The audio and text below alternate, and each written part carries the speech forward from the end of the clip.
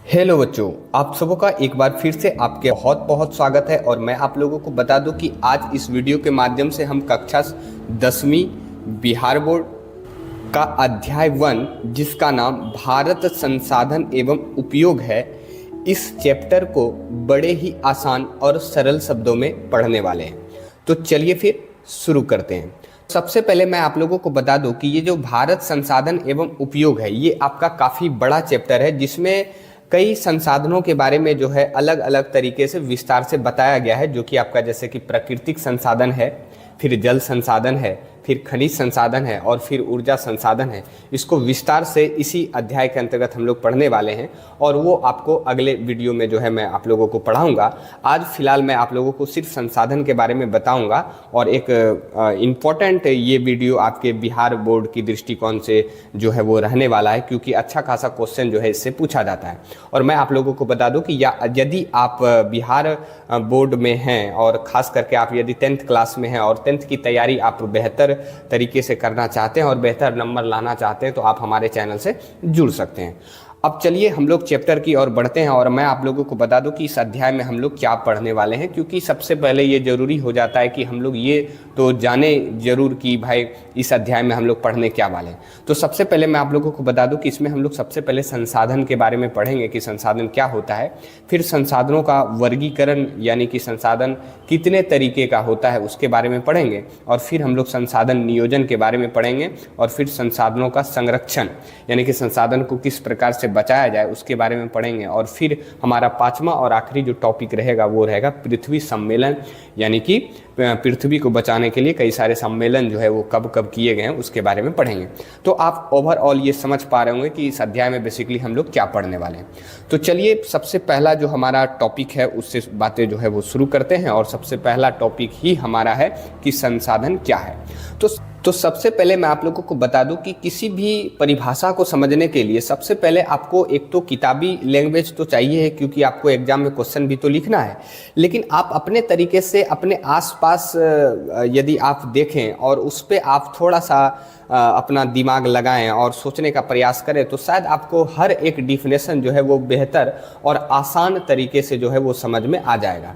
Basically संसाधन क्या होता है यदि मैं आप लोगों को बताऊं तो इसमें दो बातें आपको जो है वो ध्यान में रखनी है कि जो भी चीज़ें आपके आसपास है, यदि उन चीज़ों में से जो भी चीज़ आपके काम को आसान बना रहा है और दूसरा आपकी आवश्यकताओं को पूरा कर रहा है तो वो आपके लिए संसाधन है। और यही बातें जो है किताब आपका जो है वो परिभाषा के तौर पे आपके सामने जो है वो प्रस्तुत करता है, जो मैंने भी यहाँ जो है नोट डाउन किया है। और आप इस प्रकार से देख सकते हैं कि यदि मैं आप लोगों को पढ़ के बताऊं तो हमारे चारों ओर उपलब्ध सभी प्रकार की वस्तुएं, यानी कि हमारे चारों ओर उपलब्ध जितनी भी तरह की वस्तुएं हैं जो हमारी आवश्यकताओं को पूरा करे, यानी कि जो हमारी आवश्यकताओं को पूरा करे और हमारे कामों को आसान बनाए, यानी कि हमारे कामों को भी आसान बनाए, उसे संसाधन कहा जाता है।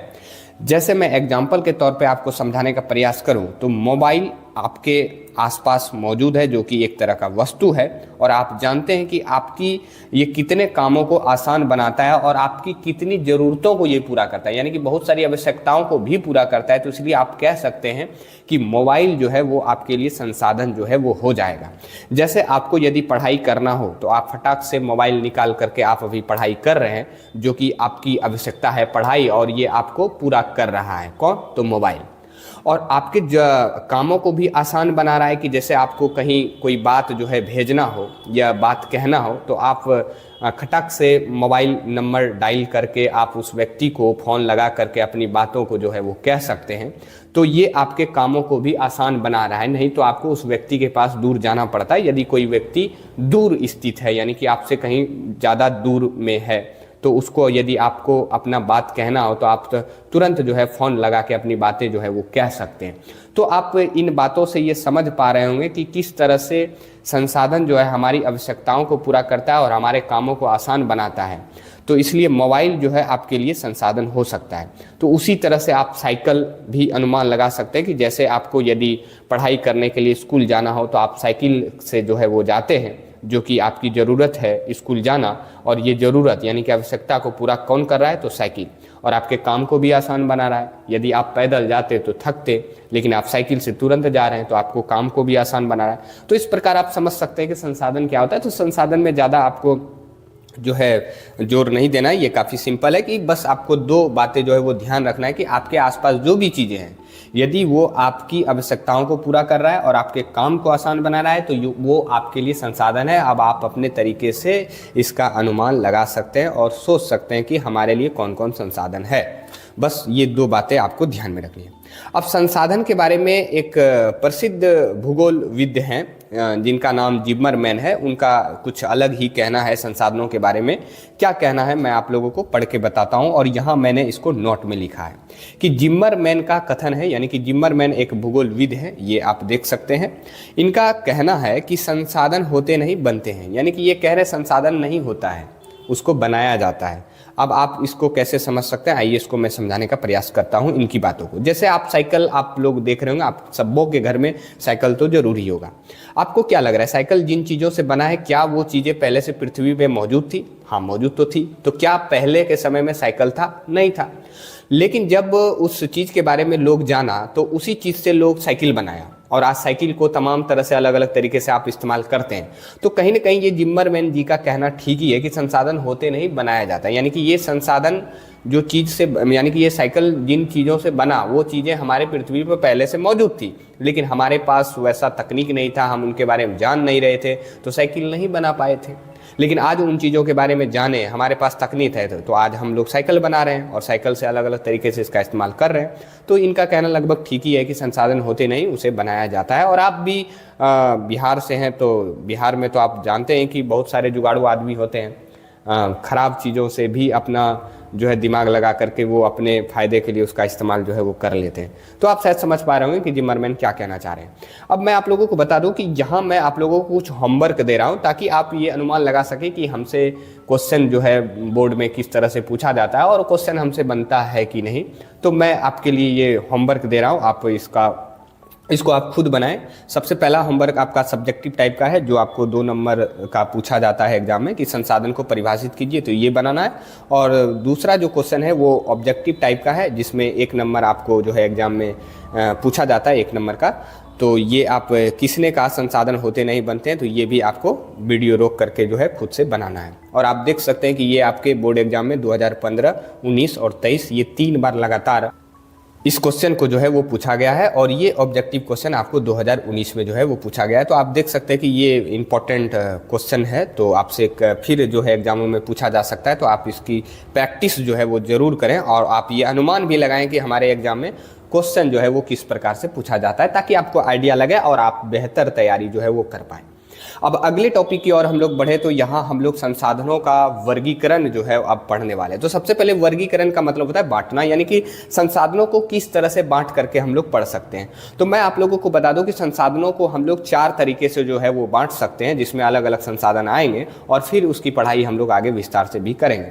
सबसे पहले मैं अगर आप लोगों को बताऊं तो उत्पत्ति के आधार पर पहले संसाधनों को बांटा जाता है, जिसमें जैव और अजैव संसाधन आते हैं। फिर उपयोगिता के आधार पर नवीकरणीय और नवीकरणीय संसाधन आते हैं, और फिर स्वामित्व के आधार पे, स्वामित्व का मतलब होता है मालिकपन, मैं आगे आपको फिर से बताऊंगा। और इसमें 4 तरह के संसाधन आते हैं, व्यक्तिगत, सामुदायिक, राष्ट्रीय और अंतर्राष्ट्रीय संसाधन। फिर चौथा आपका विकास के स्तर के आधार पर संसाधन आते हैं, जिसमें 4 तरह के संसाधन हैं, जिसमें पहला आपका संभावी, विकसित, भंडार और संचित कोष। तो ये आप देख सकते हैं कि संसाधनों का वर्गीकरण, यानी कि संसाधनों को किस प्रकार से 4 अलग अलग तरीके से बांटा गया है, जिसमें कई तरह के संसाधन आते हैं, जिसकी पढ़ाई हम लोग अगले पेज पे करेंगे। अब सबसे पहले हम लोग उत्पत्ति के आधार पे जो है संसाधनों को देखेंगे कि उत्पत्ति के आधार पे जो हमारे जैव और अजैव संसाधन आ रहे थे उसके बारे में हम लोग पढ़ाई करेंगे। और वैसे मैं आप लोगों को बता दूं, ये देखा जाए तो ये एक तरह से आप कह सकते हैं कि संसाधनों के प्रकार के बारे में पढ़ रहे हैं, जिसमें पहला आप उत्पत्ति के आधार पर संसाधनों को पढ़ रहे हैं, जिसमें सबसे पहला आपका जैव संसाधन आता है। तो ये काफ़ी सिंपल है कि जिन संसाधनों का निर्माण सजीव वस्तुओं से होता है, सजीव यानी कि जिसमें जीवन हो, जीव हो, यदि यहाँ से कोई संसाधन यदि आ रहा है या बन रहा है तो उसे आप जैव संसाधन कह सकते हैं। जैसे कि पौधे और जंतु जो हैं वे जैव संसाधन हैं। जैसे कि आप जानते हैं कि पौधे आपके लिए कितना उपयोगी है, हम लोग जब सांस लेते हैं तो जो ऑक्सीजन लेते हैं वो पौधों से ही आता है। यदि हमको भोजन करना हो तो वो भी पौधों से ही आता है। यदि और किसी तरह का काम करना हो तो कई सारी चीज़ें जो है वो पौधों से ही आती है। तो आप देख सकते हैं कि पौधा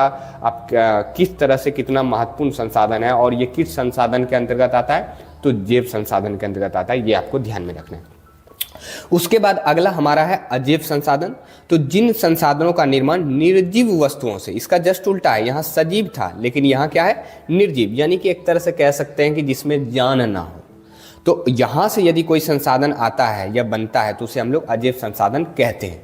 जैसे कि सोना, लोहा, ये सारे जो है अजैव संसाधन है। जैसे कि ये आप सोना देख सकते हैं कि आपके लिए ये कितना, ये भी आपके लिए बहुत हद तक जो है उपयोगी होता है, आपके लिए एक तरह से संसाधन है, लेकिन ये निर्जीव वस्तुओं से बना होता है, तो इसलिए इसको अजैव संसाधन के अंतर्गत हम लोग देख सकते हैं। अब अगले संसाधन के वर्गीकरण में हम लोग देखें तो अगला हमारा है उपयोगिता के आधार पे हम लोग संसाधन को देखेंगे, जो कि आपका इस चैप्टर का देखा जाए तो सबसे इम्पोर्टेंट संसाधन है ये दोनों। आपका यहाँ से क्वेश्चन हर साल खूब पूछा जाता है और हो सकता है कि आपके 2026 में भी पूछ ना दे।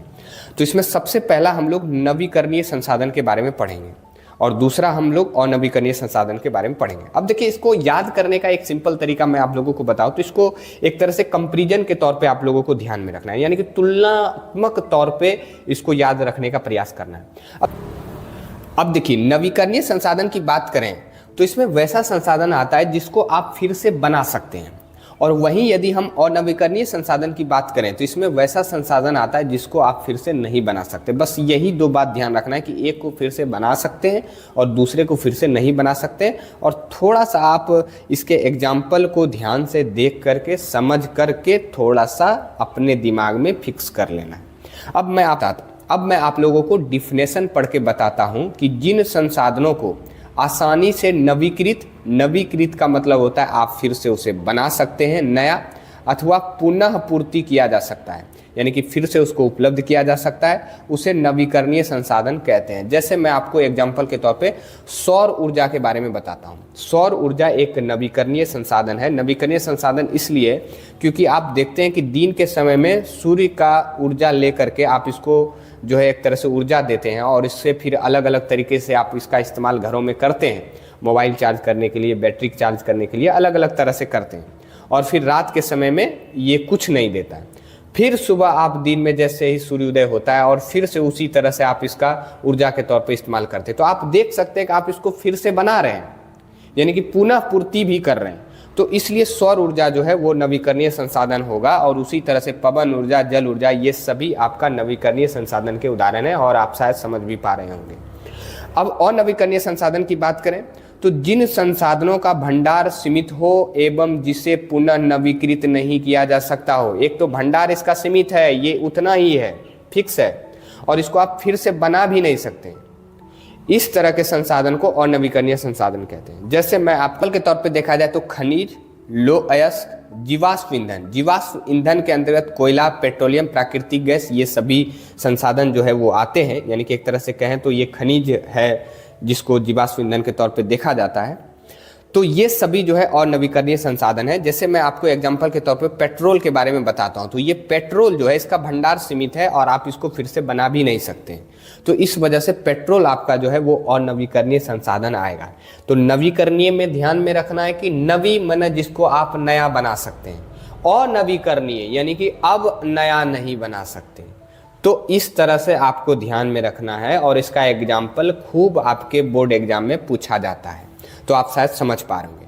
अब यहाँ मैं पेज पे मैं आप लोगों को एक बार फिर होमवर्क जो है वो दे रहा हूँ, और आपको इसको खुद पढ़ करके बनाना है, जिसमें 3 ऑब्जेक्टिव क्वेश्चन है और 1 सब्जेक्टिव क्वेश्चन है। और ये सभी क्वेश्चंस जो है आपके बोर्ड एग्जाम में अलग अलग वर्षों में पूछे गए हैं, और ये संभावना होती है कि बोर्ड में क्वेश्चंस को दोहराया जाता है, और हो सकता है आपको फिर से ये क्वेश्चन जो है वहाँ देखने को मिल सकता है। तो आप इसकी प्रैक्टिस जो है वो जबरदस्त तरीके से कर लें, ताकि आप बोर्ड में जाएं तो फोड़ के आएँ। तो चलिए हम लोग अगले टॉपिक की ओर बढ़ते हैं, और संसाधनों के प्रकार में हम लोग अब तीसरे नंबर पे स्वामित्व के आधार पे संसाधनों को देखेंगे। और सबसे पहले मैं आप लोगों को बता दूं कि स्वामित्व का मतलब होता है मालिकपन, यानी कि इसमें वे सभी संसाधन आएंगे जिसमें यह देखा जाएगा कि उसका मालिक कौन है। जिसमें सबसे पहला संसाधन है व्यक्तिगत संसाधन। आप वर्ड पे ध्यान दें, व्यक्तिगत, यानी कि इसमें कोई पर्सनल व्यक्ति जो है किसी संसाधन का मालिक होगा तो उसे हम लोग व्यक्तिगत संसाधन कहेंगे। जैसे यहां देखिए, वैसे संसाधन जो व्यक्तियों के निजी स्वामित्व में हो, माना उसका पर्सनल मालिक है उस चीज का, तो उसे हम लोग व्यक्तिगत संसाधन कहेंगे। जैसे घर, साइकिल, देखते हैं कि घर साइकिल जो होता है वो उसमें कोई पर्सनल व्यक्ति जो है उसका मालिक होता है, अदर ज्यादा मालिक उसका नहीं होता है।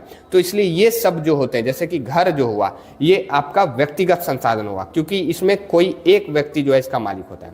उसी तरह से साइकिल भी उसी तरह का एग्जाम्पल आपका आ जाता है। दूसरा स्वामित्व के आधार पर देखें तो सामुदायिक संसाधन इसके अंतर्गत आता है। संसाधन क्या है? तो वैसे संसाधन जो गांव अथवा शहर के समुदाय अर्थात सभी व्यक्तियों के लिए उपलब्ध होते हैं, यानी कि कोई गांव हो या कोई शहर हो, वहां के सभी समुदाय का हक होता है, यानी कि सभी समुदाय के लोग मालिक होते हैं और उन्हीं लोगों के लिए ये संसाधन भी उपलब्ध होता है, तो उसे हम सामुदायिक संसाधन कहते हैं।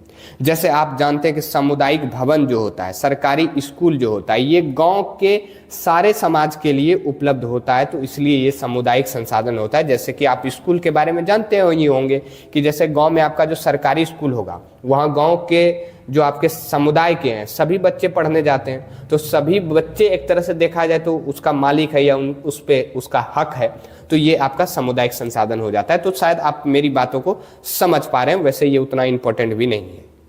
अब आगे हम स्वामित्व के आधार पे बात करें तो तीसरा हमारा है राष्ट्रीय संसाधन। राष्ट्रीय यानी कि इसमें देश जो है वो मालिक होगा, यानी कि वैसे संसाधन जो राष्ट्र की संपदा हो, राष्ट्र यानी कि देश की संपदा हो, देश मालिक हो और देश उस संसाधन की देख रेख कर रहा हो, तो उसे राष्ट्रीय संसाधन कहा जाता है। जैसे सड़क, रेलवे स्टेशन। रेलवे स्टेशन तो आप लोग जानते हैं कि देश के स्तर पे होता है और ये राष्ट्र की संपदा होती है, यानी कि देश की संपदा होती है जिन पे देश के सभी लोगों का हक होता है। तो इस तरह के संसाधन को क्या बोलेंगे? राष्ट्रीय संसाधन बोलेंगे। अब चौथा हमारा स्वामित्व के आधार पर है अंतर्राष्ट्रीय संसाधन। अब अंतर्राष्ट्रीय जोड़ दिया, यानी कि देश से बाहर का चीज इसमें बात करेगा। तो वैसे संसाधन जिसका नियंत्रण अंतर्राष्ट्रीय संस्था द्वारा की जाती है, अंतर्राष्ट्रीय संस्था, उसे अंतर्राष्ट्रीय संसाधन कहेंगे। जैसे समुद्री क्षेत्र, वायु क्षेत्र। वायु क्षेत्र जो होता है वो अंतर्राष्ट्रीय संस्था जो है उसकी निगरानी करती है और वो देख रेख करती है, तो इसलिए ये अंतर्राष्ट्रीय संसाधन के अंतर्गत आएगा। तो आप स्वामित्व के आधार पर ये जो चार संसाधन मैंने आप लोगों को बताया, व्यक्तिगत, सामुदायिक, राष्ट्रीय और अंतर्राष्ट्रीय, ये सभी संसाधनों के बारे में आप अच्छे से समझ पा रहे होंगे। अब अगला संसाधनों के प्रकार में हमारा जो अगला संसाधन है वो है विकास के आधार पे हम लोग देखेंगे। अब विकास के आधार पे भी हम लोग चार संसाधनों के बारे में देखेंगे, जिसमें सबसे पहले हम लोग संभावी संसाधन के बारे में जानेंगे। तो संभावी, आप वर्ड पे थोड़ा गौर करें तो नहीं लग रहा है कि संभावी यानी कि संभावना ही जता रहा है, तो देखते हैं इसके बारे में क्या कह रहा है। तो वैसे संसाधन जो मौजूद तो है परंतु उनके उपयोग की तकनीक का सही विकास नहीं होने के कारण उनका उपयोग नहीं किया गया है। आप सिंपल में ऐसे ध्यान दीजिए कि संभावी संसाधन में वैसे संसाधन आएंगे जो उपलब्ध है लेकिन तकनीकें न है, टेक्नोलॉजी न है कि उस संसाधन का हम उपयोग अपने आवश्यकताओं और अपनी जरूरतों को पूरा करने के लिए करें। तो लेकिन ये संभावना जताया जाता है कि भविष्य में यदि तकनीक हमारे पास आएगा, टेक्नोलॉजी आएगा, तो हम इसका इस्तेमाल भविष्य में करेंगे, तो इसलिए इसको संभावी संसाधन कहते हैं। इस प्रकार के संसाधन को संभावी संसाधन कहा जाता है कि ठीक है अभी तो उपयोग नहीं हो रहा है लेकिन संभावना है कि आगे इसका उपयोग करेंगे, तो इसलिए इसको संभावी संसाधन बोल दिया। जैसे एग्जाम्पल के तौर पे मैं आप लोगों को बताऊं तो राजस्थान तथा गुजरात में पवन और सौर ऊर्जा की बहुत ज्यादा संभावना है। यानी कि राजस्थान और गुजरात जो आपका राज्य है भारत का, यहाँ पवन और सौर ऊर्जा का बहुत ज्यादा संभावना है, लेकिन इन विचारों के पास उतना पैसे न है कि तकनीक ला सके और इस संसाधनों का उपयोग कर पाए। लेकिन ये लोग दिमाग लगा रहा है कि जब यह पैसा आएगा तो तकनीक लाएंगे और इस संसाधन का उपयोग हम लोग करेंगे। तो ये एक तरह से संभावी संसाधन के अंतर्गत आ जाएगा, क्योंकि ये लोग संभावना लगा रहा है कि भविष्य में करेंगे। तो शायद आप संभावी संसाधन को समझ पा रहे हैं, आप उतने बुड़बक तो है नहीं। विकसित संसाधन, अगला संसाधन, तो इसमें वैसा संसाधन जिनके उपयोग के लिए तकनीक उपलब्ध है। देखिए इसमें तकनीक है, इसमें तकनीक नहीं था, तथा उनके उपयोग के लिए सर्वेक्षण किया जा चुका है, यानी कि सर्वेक्षण भी हो गया है कि इस संसाधन का उपयोग किया जाएगा और कितना किया जाएगा। तो मात्रा भी निर्धारित की जा चुकी है, यानी कि मात्रा भी ये तय कर चुका है कि भाई कितना करेंगे। ऐसे संसाधन को विकसित संसाधन कहेंगे, जैसे बांध, नहरें, ये सभी संसाधन विकसित संसाधन के अंतर्गत आते हैं, शायद आप समझ पा रहे हैं। अब अगला हमारा जो संसाधन है वो है भंडार संसाधन। भंडार संसाधन यानी कि भंडारी घर में ही जमा है। तो पर्यावरण में उपलब्ध वे पदार्थ जो मानव की आवश्यकताओं को पूरा कर सकते हैं, लेकिन तकनीक के अभाव के कारण हम इसका उपयोग नहीं कर पा रहे हैं। यानी कि ये हमारे पर्यावरण यानी कि हमारे आसपास बहुत ज़्यादा मात्रा में उपलब्ध है, लेकिन एकरों में हमारा तकनीक नहीं है जो हम इसका उपयोग कर पाएँ। तो इस प्रकार के संसाधन को भंडार संसाधन कहा जाता है, यानी कि जमा है, एक तरह से आप ऐसे समझिए। जैसे मैं आप लोगों को बताऊं कि वायुमंडल में हाइड्रोजन गैस उपलब्ध है, यानी कि हमारा जो वायुमंडल है वहाँ हाइड्रोजन गैस उपलब्ध है, यानी कि मौजूद है, भंडार घर में भरल है, लेकिन उसका उपयोग नहीं कर पा रहे। काहे कि हमारे पास तकनीकें नहीं है, जो कि ऊर्जा का एक अच्छा स्रोत है। आप जानते हैं कि हाइड्रोजन गैस ऊर्जा का एक अच्छा स्रोत है। तो भविष्य में तकनीक आया तो इसको छोड़ेंगे थोड़ी ना, इसका तो उपयोग करेंगे हम लोग। तो आप भंडार संसाधन शायद समझ पा रहे हैं। अब चौथा आपका है संचित कोष संसाधन। तो संचित कोष संसाधन क्या होता है? तो वैसे संसाधन जिनके उपयोग के लिए तकनीक उपलब्ध है, लेकिन उनका उपयोग अभी आरंभ नहीं किया गया है तथा वे भविष्य में उपयोग के लिए सुरक्षित रखे गए हैं, ऐसे संसाधन संचित कोष संसाधन कहलाते हैं। जैसे एग्जाम्पल के तौर पे आप इसको एग्जाम्पल से समझने का प्रयास करिए कि भारत की कई बड़ी नदियों में अपार जल का भंडार है, परंतु उन सभी से विद्युत का उत्पादन अभी आरंभ नहीं किया गया। आप जानते हैं कि नदी का जो जल होता है वहाँ बहुत ज़्यादा जल होता है, तो उस जल से हम लोग बिजली वगैरह भी बना सकते हैं, लेकिन अभी बना नहीं रहे, तो आगे बनाएंगे। तो ये एक तरह से कह सकते हैं कि अभी पानी जमा है, जब मन होगा तो हम बिजली वगैरह बना सकते हैं और संसाधन के तौर पर उपयोग कर सकते हैं। और इस तरह के जो संसाधन होते हैं उसे हम लोग संचित कोष संसाधन कहते हैं। तो आप शायद समझ पा रहे होंगे।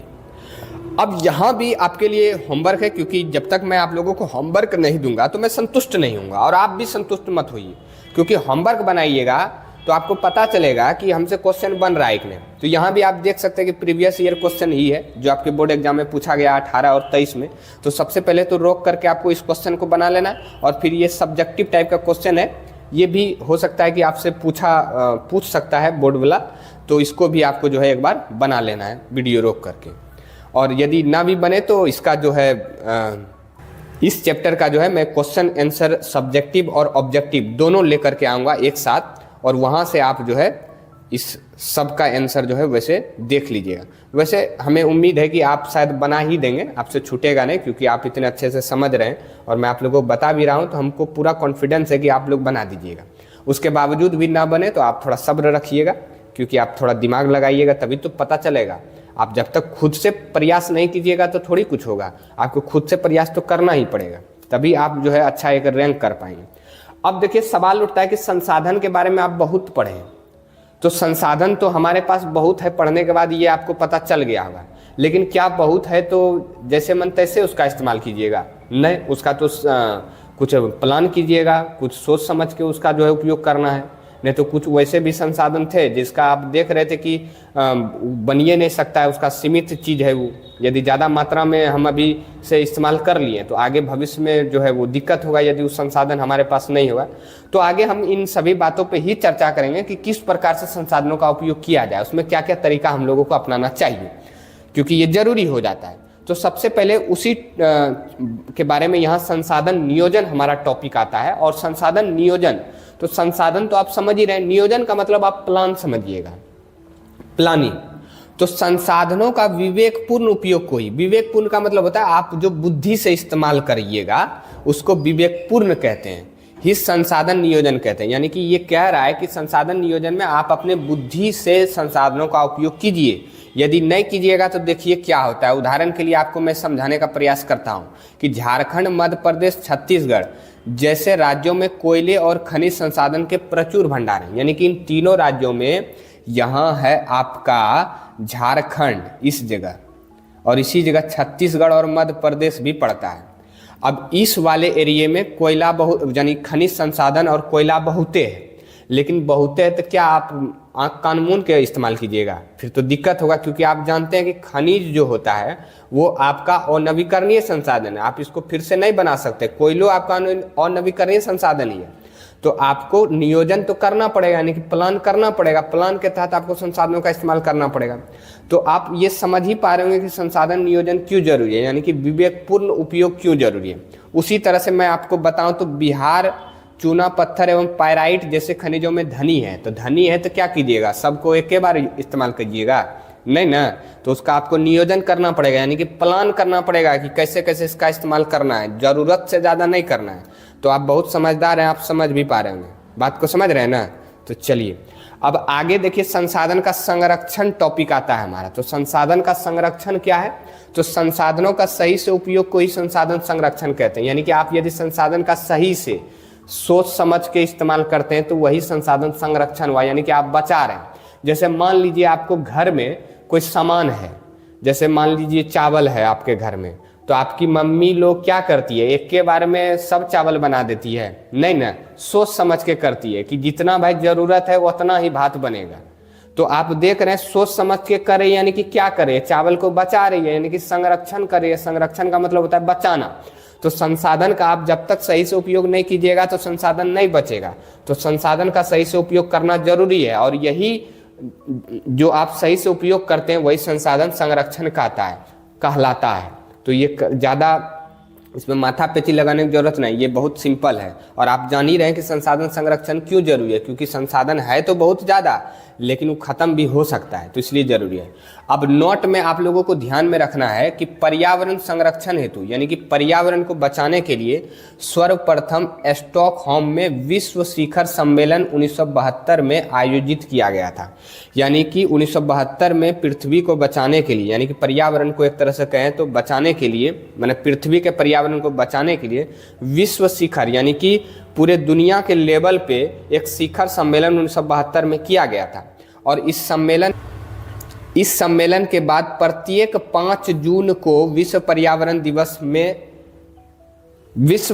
दिवस के रूप में मनाया जाता है। तो आपको बस ध्यान में ये रखना है कि ये जो शिखर सम्मेलन किया गया था ना 1972 में, तो वहाँ तो इसमें आप लोगों को ये बात ध्यान में रखना है कि ये जो विश्व शिखर सम्मेलन किया गया विश्व लेवल पे, तो विश्व के सभी देशों ने मिलकर ये फैसला किया कि क्यों ना हम पर्यावरण दिवस मनाएं और लोगों को जागरूक करें, ताकि ज़्यादा से ज़्यादा लोग पर्यावरण के प्रति जागरूक होगा तो हमारा पर्यावरण जो है वो बचेगा, उसके महत्व को लोग समझेगा।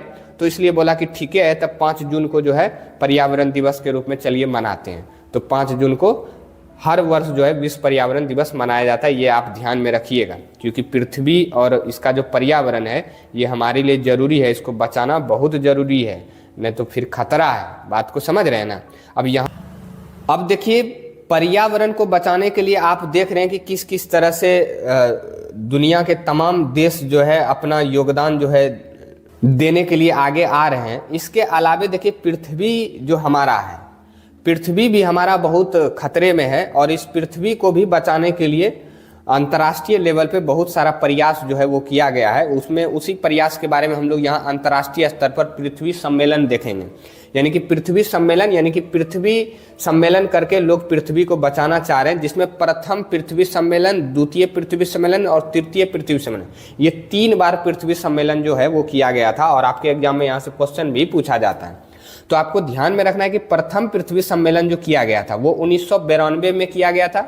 उस जगह का नाम है रियो डी जेनेरो, ये ब्राजील में आपका पड़ता है। दक्षिण अमेरिका का नाम जान रहे हैं ना, वहीं पड़ता है ब्राजील। तो वहीं इस सम्मेलन किया गया था, ये ध्यान में रखिएगा। फिर द्वितीय पृथ्वी सम्मेलन जो है आपका 1997 में न्यूयॉर्क में किया गया था, और तृतीय पृथ्वी सम्मेलन 2002 में जोहान्सबर्ग, ये आपका दक्षिण अफ्रीका में पड़ता है, यहाँ किया गया था।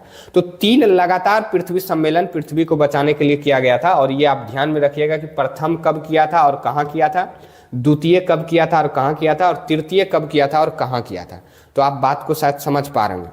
अब देखिए, इतना ही पे ख़त्म नहीं हुआ है, पृथ्वी को बचाने के लिए और भी अलग अलग देश के द्वारा अलग अलग सम्मेलन किया गया है, जिसमें हम यहाँ क्योटो सम्मेलन के बारे में पढ़ेंगे। तो क्योटो सम्मेलन आप लोग जानते होंगे कि क्योटो जो है एक शहर है जो कि जापान में पड़ता है, और वहाँ भी एक जापान के क्योटो शहर में 1997 में भूमंडलीय तापन, इंग्लिश में इसको ग्लोबल वार्मिंग बोलते हैं, यानी कि पृथ्वी का तापमान लगातार जो है वो बढ़ रहा है, और इसके पीछे बहुत सारा गैस जो है वो जिम्मेदार है और बहुत सारी अन्य चीज़ें भी जिम्मेदार हैं। तो वो जो जिम्मेदार चीज़ है उसको कम किया जाए, उस पर रोका जाए ताकि पृथ्वी का जो तापमान है वो कम हो पाए। इसी विषय में क्योटो सम्मेलन जो है वो किया गया था। क्योटो एक शहर है जो कि जापान में पड़ता है।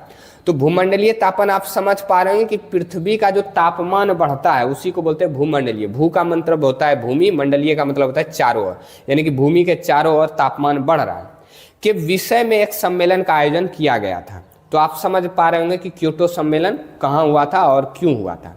अब इसका देखिए मुख्य उद्देश्य ये था कि ग्रीन हाउस गैसों में कमी लाना, क्योंकि आप जानते हैं कि ग्रीन हाउस गैस जैसे कि कार्बन डाइऑक्साइड और भी बहुत सारा गैस इसमें आता है जिसके बारे में आप साइंस में पढ़िएगा और मैं ही आपको अच्छे से पढ़ाऊंगा। आप जरूर उसके बारे में पढ़िएगा, थोड़ा इंतजार कीजिए, वो भी वीडियो आएगा। तो ग्रीन हाउस गैस जो है ये पृथ्वी के तापमान को बढ़ाता है, तो इसी को पहले कम करो, ये बोला क्योटो सम्मेलन में सब मिलके। फिर बोला कि भाई ऐसे तो नहीं होगा, पृथ्वी तो एक लोग का नहीं है भाई, सबका है, तो सब सहयोग कीजिएगा तभी ना हमारा पृथ्वी का तापमान कम होगा। और सब आप रह रहे हैं, गर्मी तो सबको लग रहा है। तो बोला ठीक है, अंतर्राष्ट्रीय सहयोग भी चाहिए, यानी कि सब दुनिया का सब देश जो है सहयोग कीजिए इसमें कि भाई पृथ्वी के तापमान को कम किया जाए। तो अंतर्राष्ट्रीय सहयोग। और तीसरा पर्यावरण सुरक्षा, यानी कि पर्यावरण जो है एक तरह से बचाइए। तो ये सारा इसका मुख्य उद्देश्य था, आप जरा इसको ध्यान में जरूर रखिएगा। अब इसके बाद देखिए इस चैप्टर का जो आखिरी टॉपिक है आपका वो है सतत पोषणीय विकास। ये भी बिल्कुल सिंपल है, मैं आपको पहले अपने तरीके से सतत पोषणीय विकास को समझाने का प्रयास करता हूं। देखिए सतत पोषणीय विकास का मतलब ये होता है कि ये कहना चाहता ये है कि सतत पोषणीय विकास का मतलब एक ऐसा विकास जो वर्तमान पीढ़ी की जरूरतों को पूरा करते हुए, यानी कि वर्तमान में हम सभी जो हैं, हम सभी की जरूरतों को पूरा करने के लिए कह रहा है, यानी कि पूरा करेगा, लेकिन भविष्य की पीढ़ियों की जरूरतों को भी पूरा करने की क्षमता को बचाए रखता हो। यानी कि भविष्य के लिए भी आपको संसाधन बचा कर रखना है। जैसे मान लीजिए पानी है, आपको बोल रहा है कि आप पानी का इस्तेमाल कीजिए, लेकिन पानी का इस्तेमाल इस तरह से कीजिए कि भविष्य के लिए भी बचल रहे, नहीं तो पानी नहीं मिलेगा तो कैसे वो लोग जिंदा रहेगा। बात को समझ रहे हैं ना। तो ये हम लोगों का बच्चा बुतरू जो आगे आएगा उसके बारे में कह रहा है, तो बढ़िया ही कह रहा है, तो आप लोग भी जरा ध्यान में रखिएगा। अब आगे आप लोगों को एक पॉइंट ध्यान में रखना है कि 1987 में ब्रुट्सलैंड कमीशन ने सतत पोषणीय विकास की अवधारणा को प्रस्तुत किया। तो ये आपको ध्यान में रखना है कि किस कमीशन के द्वारा इस सतत पोषणीय विकास की जो बातें हैं वो प्रस्तुत की गई थी, यानी कि रखी गई थी, तो वो था ब्रुट्सलैंड कमीशन। अब सतत पोषणीय विकास का भी कुछ उद्देश्य था। तो क्या क्या उद्देश्य था कि भाई पर्यावरण संरक्षण करेंगे, सामाजिक न्याय करेंगे, आर्थिक विकास करेंगे। तो ये सब इसका मुख्य उद्देश्य था। तो शायद आप समझ पा रहे हैं। अब लास्ट में आप लोगों के लिए कुछ होमवर्क है जो आप लोगों को खुद करना है। यहाँ दो ऑब्जेक्टिव क्वेश्चन है जो कि 2020 और 18 में पूछा गया है, और 2 सब्जेक्टिव क्वेश्चन है जो कि 23 में दोनों पूछा गया है। तो ये वीडियो रोक करके आपको खुद से बनाना है। और यदि ये वीडियो अच्छा लगे तो आप कमेंट सेक्शन में जरूर लिखिएगा कि अगला चैप्टर लाइए सर जल्दी। बात को समझ रहे हैं ना, ताकि हम मोटिवेट होकर फिर से आपके लिए एक अगला चैप्टर लेके आए। चलिए, धन्यवाद।